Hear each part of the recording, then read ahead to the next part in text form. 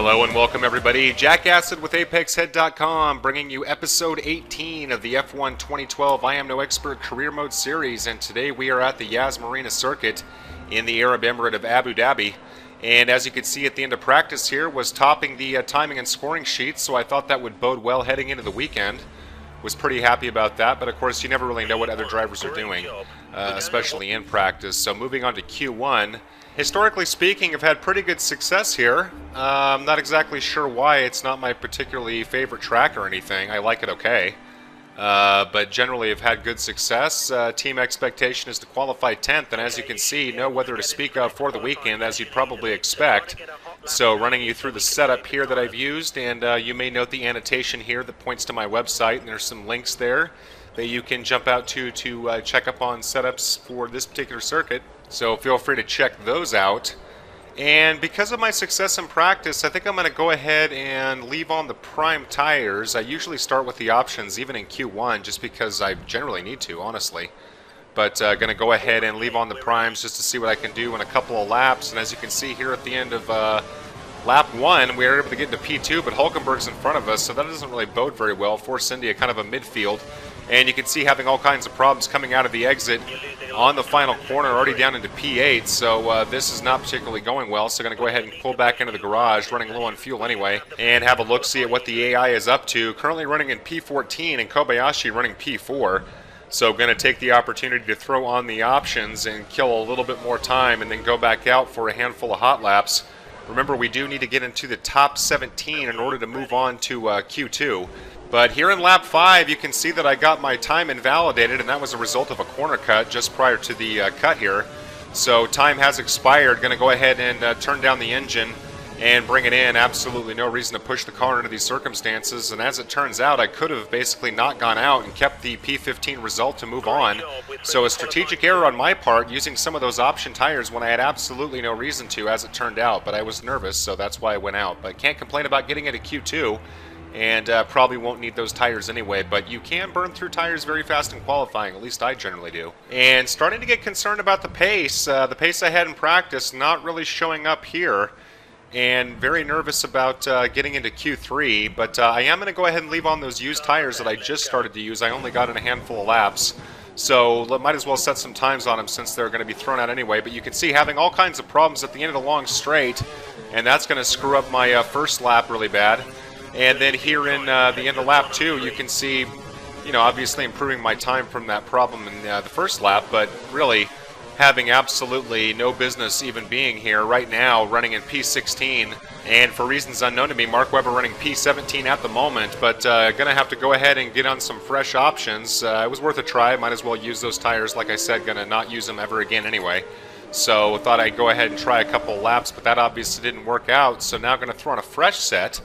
And it looks like we still have just over 6 minutes to go here in Q2, so I'm going to have to wait a handful of minutes until I can get a free release here, and then hopefully get in a couple of hot laps and make some hay. But here you can see that near the very end of Q2, able to improve my time, but still only in P17 after 5 laps.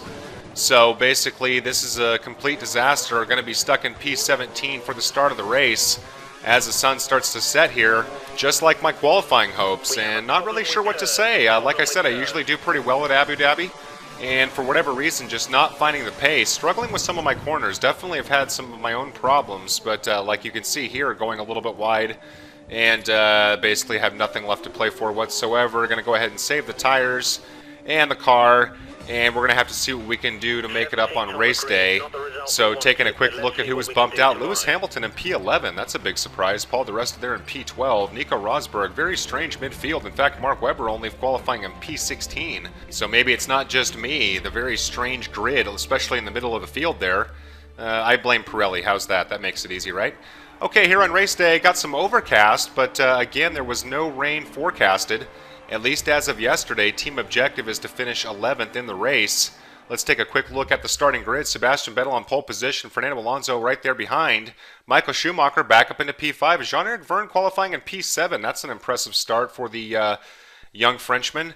And the midfield, as we were just discussing. And Kimi Räikkönen knocked out in Q1. They're in P18. Hadn't noticed that the first time around. So again, a very strange midfield here. And not really sure what to make of it. and just double checking the weather because of the overcast, and sure enough, no scheduled rain, but of course that could change. I have had it rain when it says that it's not going to, but it's very rare. I think I've only had it happen once. So we are going to go ahead and start off on the prime tires by the suggestion of the engineer, and that's not something I'm used to, but I'm going to go ahead and stick with it since he suggested it, probably the first time on the season. And that's something that I did a lot in F1 2011, but not so much this game, so we'll see if it has any kind of an impact. Could live to regret it. We'll have to wait and see what the pace of the field is. And again, I'm very surprised and disappointed on my times in qualifying. So have no idea what to expect. But feeling pretty confident just because, again, I've had a pretty good history here. And let's face it, I've come from P17 a number of times in the season. Usually determined by a turn 1 or 2 in the race. If I can make up a handful of positions right away, I should be able to fend off for some points possibly, at least I hope. So here we are to start, lined up behind Daniel Ricciardo in the Toro Rosso and Mark Webber in the Red Bull car. And not a good start. Going to go ahead and up my fuel mix. Look at this, getting overtaken by Kovalainen in the Caterham, a disaster. And being stuck on the outside, trying to get around the Caterham now. Now cutting on the inside, coming around turn 2.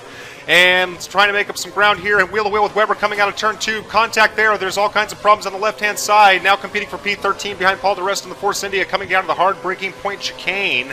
And let's see if we can get around the Force India. Yes, we do. And there's Hamilton, and there's some slight contact there, and there's Grosjean.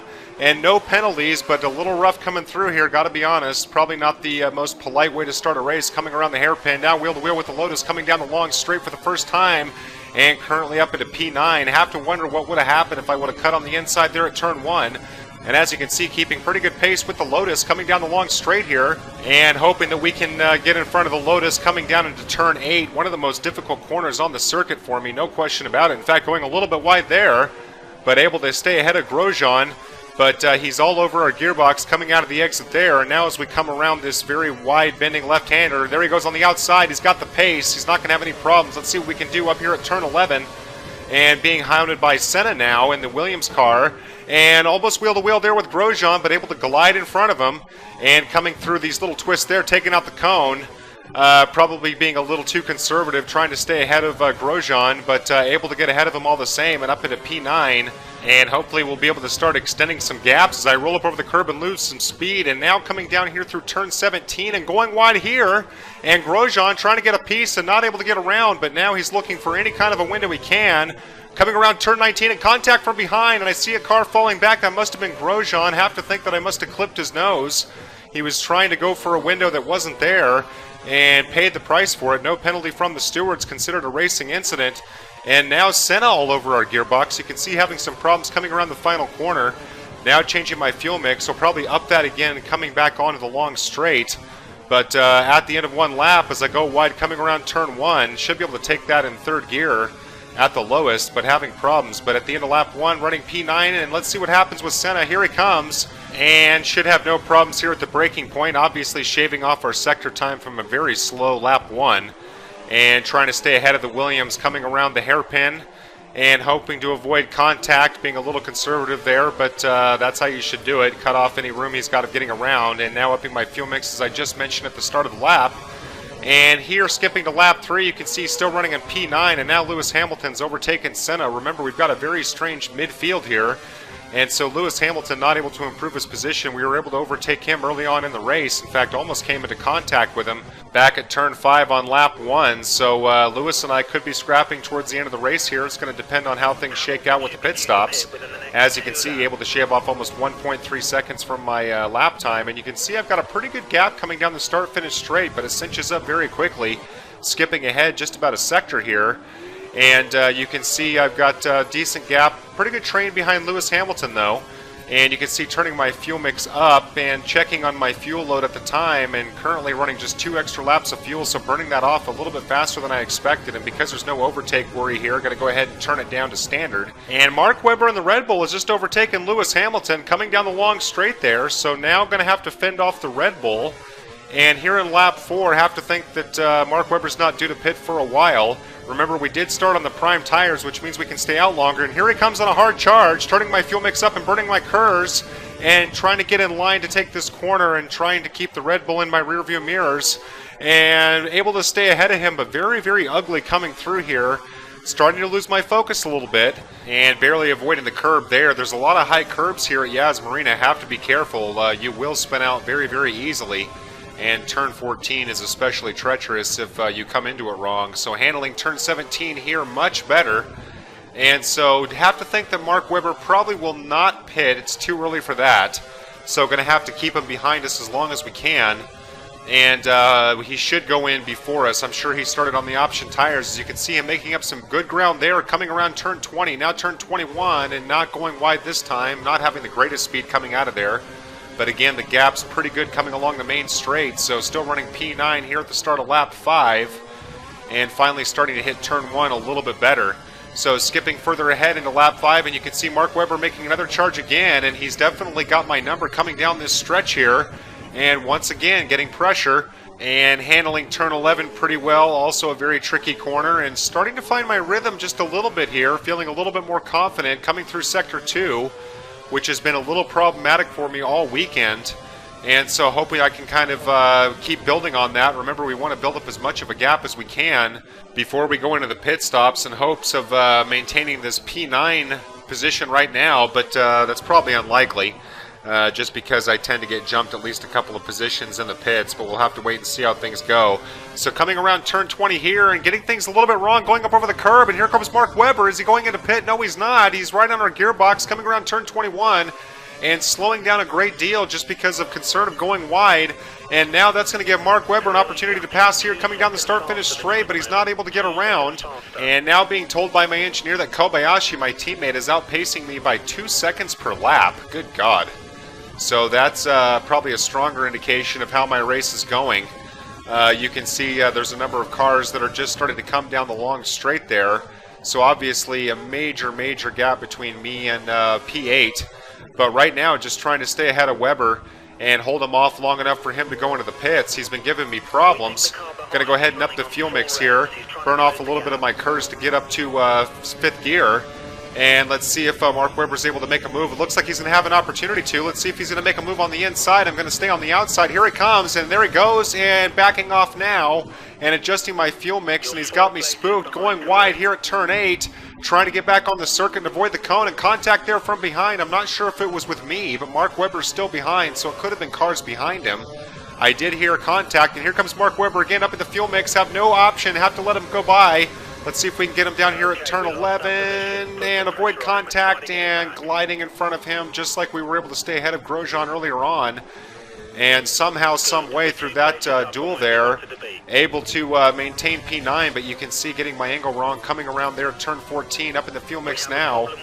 And going to have to really be careful with my fuel as this race goes on. Usually have plenty of fuel, but I'm noticing that I'm burning off fuel especially fast, and accidentally screwing up my option there. Was trying to turn the fuel mix down and accidentally changed the tires. Fortunately, I told the engineers to use options. And now, trying to fix it, accidentally turning it up to prime, so I'm having all kinds of issues, able to get the adjustment right there, but in the meantime, Mark Webber has cinched up the gap and is wondering what the hell I'm doing up here, and was just told by my engineer that my DRS is having problems, but what difference does that make? I'm nowhere close to being a second behind anybody, but that's all about to change, as you can see up ahead. As I struggle with problems here at turn 1, there are people coming out of the pits, including my teammate Kobayashi, and having all kinds of problems here at turn 3, starting to lose the car, and there's Mark Webber on the outside.